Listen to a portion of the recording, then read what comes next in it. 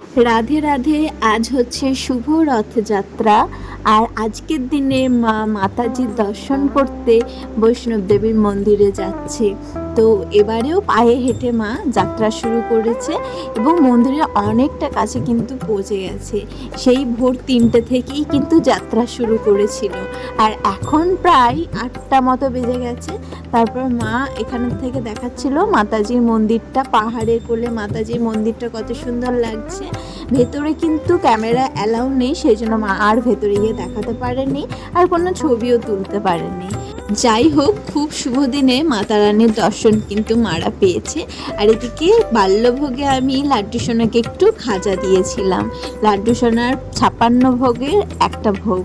তো এখানে বাবান আবার আজকে রথযাত্রা উপলক্ষে একটা জগন্নাথ দেবের ছবি এঁকে রং করেছে। আর এই যে মালপোয়াগুলো বানিয়েছি লাড্ডু সোনাকে দুপুরে ভোগ লাগাবো বলে। তারপর বাবান এখানে ড্রয়িংটা কমপ্লিট করে নিয়েছিল, আর ওটাই এখন তোমাদের সঙ্গে শেয়ার করছি। অপটু হাতে কিন্তু বেশ ভালোই এঁকেছে। যাই হোক, আর একটা স্কেচ ছিল যেটা ওদের স্যার করতে দিয়েছিল, এখানে কালার করতে দিয়েছিল, খুব সুন্দরই কিন্তু করেছে। তারপর বিকেলবেলা আমরা কিন্তু রথ টানার উদ্দেশ্যেই শুধু বের হয়নি, আমাদের আজকে গিটার ক্লাস আছে, যার জন্য আমাদেরকে একটু গিটার ক্লাসে যেতেই হচ্ছে। আর এই যে কত বড় বড় রথ আসছে কি বলবো, তবে এখনো পর্যন্ত একটা রথও কিন্তু আমাদের টানা হয়নি। প্রথমে ভাবছিলাম হয়তো এবছর রথের দড়ি টানতে পারবো কি না, কিন্তু যাই হোক একটা রথ কিন্তু আমরা টানতে পেরেছি। তো তোমাদের সঙ্গেও সেটা কিন্তু শেয়ার করব। রাস্তায় যেতে যেতে কিছু বাচ্চা রথ নিয়ে আসছিল, আর সেটা দেখেই ওদেরকে থামতে বললাম। আর এখানে আমি আর বাবান কিন্তু রথের দড়ি টেনে নিলাম।